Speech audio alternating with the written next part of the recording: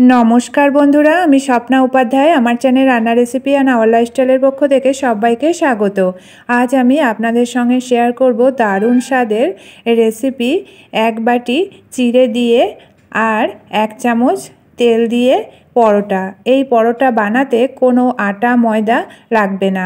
চিড়ের এই পরোটাটা যে একবার খাবে তার আর আটা ময়দার পরোটা খেতেই ইচ্ছা করবে না। এতটাই সুস্বাদু হবে এই পরোটাটা, আর বানানোও খুব সহজ। আসুন তাহলে দেখে নিই এই রেসিপিটা আমি কিভাবে করব। আর দেখতেই পাচ্ছেন পরোটাগুলো কতটা নরম হয়েছে। এরকম নরম পরোটা খেতে কিন্তু আমরা সকলেই খুবই ভালোবাসি। প্রথমে নিয়ে নিয়েছি একটা ছোট বাটির এক বাটি চিড়ে, আর এই চিড়েটা একটু মোটা দানার চিড়ে। চিড়েটাকে এবার একটা বড় বাটিতে নিয়ে জল পাল্টে পাল্টে ভালো করে ধুয়ে পরিষ্কার করে নিতে হবে। চিড়ের মধ্যে অনেক ময়লা থাকে, তাই জল পাল্টে পাল্টে এটাকে ভালো করে ধুতে হবে। আর প্রথমে চিড়েটাকে জলের সাথে এভাবে করে হাতের সাহায্যে ডলে ডলে ভালো করে পরিষ্কার করে নিতে হবে। দেখতে পাচ্ছেন জলটা কতটা ময়লা বেরোচ্ছে। এভাবে করে 3-4 বার জল পাল্টে ধুয়ে নেব। চিড়েটাকে জল পাল্টে পাল্টে ধুয়ে জল ঝরিয়ে নিয়েছি। এবার এখানে অল্প করে জল দিয়ে চিড়েটাকে 5 মিনিটের জন্য ভিজতে দেব। 5 মিনিট পর দেখতে পাচ্ছেন চিড়েটা সম্পূর্ণ জলটা টেনে নিয়েছে। চিড়েটা ভালোভাবে ফুলে গেছে। এবার হাতের সাহায্যে চিড়েটাকে ভালো করে মেখে নিতে হবে, যাতে করে এর মধ্যে কোনো দানাভাব না থাকে। চিড়েটাকে ভালো করে মেখে নেওয়া হয়ে গেছে। আর এদিকে নিয়ে নিয়েছি বেশ কিছুটা পরিমাণ কোড়ানো নারকেল, মিক্সিং জারে দিয়ে ভালো করে পেস্ট করে নিয়েছি। এটাকে দিয়ে দিলাম। নারকেল দিয়ে যদি এই পরোটাটা বানানো হয় খেতে কিন্তু দুর্দান্ত লাগে। এবার দিয়ে দিচ্ছি এর মধ্যে স্বাদ মতো খেজুরের পাটালি গুড়। এখানে আমি স্বাদ মতো গুড় দিয়ে দিয়েছি। আপনারা যদি এর থেকে কম মিষ্টি পছন্দ করেন তাহলে কম গুড় দিয়েও কিন্তু খাওয়া যাবে। আর দিয়ে দিলাম মৌরি কিছুটা পরিমাণ, তাতে করে একটা সুন্দর স্মেল আসবে আর খাওয়ার সময় এটা মুখে পড়লে ভালো লাগবে। দিয়ে দিলাম বেশ কিছুটা পরিমাণ পেস্তা গ্রেট করা। আপনারা চাইলে এই পেস্তাটা নাও দিতে পারেন, তবে দিলে কিন্তু খেতে দুর্দান্ত লাগবে। এবার দিয়ে দিচ্ছি ছোট চামচের 4 চামচ মোটা দানার সুজি। দিয়ে দিচ্ছি এখানে চালের গুঁড়ো, এটা আতপ চালের গুঁড়ো দিয়ে দেব এখানে 3 চামচ। প্রথমে 3 চামচই দিচ্ছি, পরে লাগলে আর একটু দেয়া যাবে। দিয়ে দিলাম স্বাদ মতো লবণ, তবে লবণের পরিমাণটা একটু অল্প করেই দিতে হবে। আর দিয়ে দিচ্ছি এখানে বেশ কিছুটা পরিমাণ গুঁড়ো দুধ। এবার সমস্ত উপকরণগুলো একটা চামচের সাহায্যে ভালো করে মেখে নিতে হবে।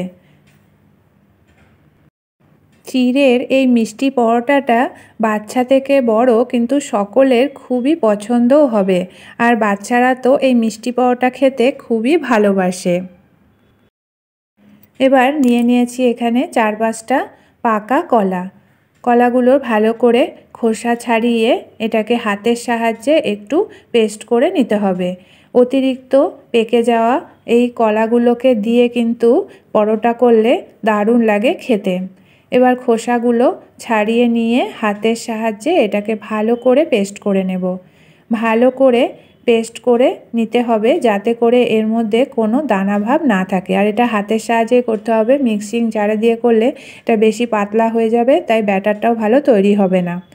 এবার দিয়ে দিয়েছি এটা ব্যাটারের মধ্যে পেস্ট করা কলাটা দিয়ে ভালো করে এটাকে হাতের সাহায্যে প্রথমে মেখে নিতে হবে।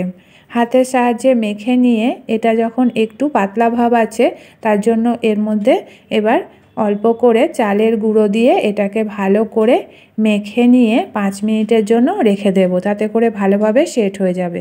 এটা 5 মিনিট পর আপনাদের দেখাচ্ছি। দেখতেই পাচ্ছেন ভালোভাবে সেট হয়ে গেছে। এর মধ্যে যেহেতু সুজি ছিল তাই এটা ভালোভাবে ফুলে সেট হয়ে গেছে। এদিকে একটা বেলনা চাকি নিয়ে নিয়েছি আর লেচি কেটে নিয়েছি একটা মিডিয়াম করে, যেভাবে আমরা রুটির লেচি করি। একটু সামান্য তেল দিয়ে হালকা করে এটাকে বেলে নেব। তবে রুটির মতো বড় করে না, একটু ছোট করে এটাকে বেলে নিতে হবে। খুব বেশি পাতলাও হবে না, আবার খুব বেশি মোটাও হবে না, এভাবে বেলে নিয়েছি। এখানে গ্যাসে বসিয়ে দিয়েছি একটা রুটি সেঁকা তাওয়া। তাওয়াটা গরম করে নিয়ে এখানে প্রথমে একটু তেল দিয়ে দিয়েছি। 1 চামচ তেল দিয়ে এটাকে খুন্তির সাহায্যে চারিদিকে ছড়িয়ে দিয়ে আবারও এটাকে ভালো করে গরম করে নেব। প্রথমে এটাকে 1 চামচ তেল দিয়েই ভালো করে গরম করে নিতে হবে, যাতে করে রুটি সেঁকা তাওয়াটা একটু তেলতেলে হয়ে যায়। তাতে করে পরোটাটা ভাজতেও সুবিধা হবে আর অল্প তেলে ভাজাও হবে। ভালো করে গরম করে নেওয়া হয়ে গেছে। এবার একটা পরোটা এর মধ্যে দিয়ে দিলাম, দিয়ে এর মধ্যে দিয়ে দিচ্ছি 1/2 চামচ তেল। যেহেতু আগের এর মধ্যে তেল ছিল 1/2 চামচ, তাই অল্প করে তেল দিয়ে এটাকে ওপর থেকে ভালো করে খুন্তির সাহায্যে চারিদিকে ছড়িয়ে দিয়েছি। এক পিঠ ভালো করে ভেজে নিয়েছি মিডিয়াম ফ্লেমে রেখে। এবার উল্টে দিয়ে অপর পিঠও ভালো করে ভেজে নেব। আর মিডিয়াম ফ্লেমে রেখে ভাজলে অল্প তেলে ভাজাও হবে আর ভিতর থেকে পরোটাটা ভালোভাবে ভাজা হবে। এপিঠ ওপিঠ উল্টে পাল্টে ভালো করে ভেজে নিয়েছি। এবার তেল ঝরিয়ে এটাকে নামিয়ে নেব। তৈরি হয়ে গেল চিড়ের পরোটা। আর এভাবে করেই সমস্ত পরোটাগুলো একে একে ভেজে নিয়ে একটা থালায় সুন্দর করে সাজিয়ে নিয়েছি। তাহলে বন্ধুরা দেখলেন তো কত সহজেই তৈরি হয়ে গেল আটা ময়দা ছাড়াই চিড়ের পরোটা। পরোটাগুলো যেমন হয়েছে দেখতে কালারফুল, আর তেমনি খেতেও হয়েছে দুর্দান্ত। আর কতটা নরম হয়েছে সেটা তো আপনারা দেখেই বুঝতে পারছেন। এর মধ্যে যেহেতু নারকেল কোড়ানো দেয়া আছে, তার জন্যে পরোটাগুলো বেশ লালচে ভাব হয়েছে আর খেতেও দুর্দান্ত লাগছে। রেসিপিটা যদি আপনাদের ভালো লেগে থাকে তাহলে লাইক শেয়ার কমেন্ট করবেন, আর আমার চ্যানেলকে এখনও যারা সাবস্ক্রাইব করেননি প্লিজ সাবস্ক্রাইব করে নেবেন। তাহলে বন্ধুরা আজকের মতো এটুকুই, আবার দেখা হবে আগামী নতুন পর্বে। ভালো থাকবেন, সুস্থ থাকবেন, ধন্যবাদ।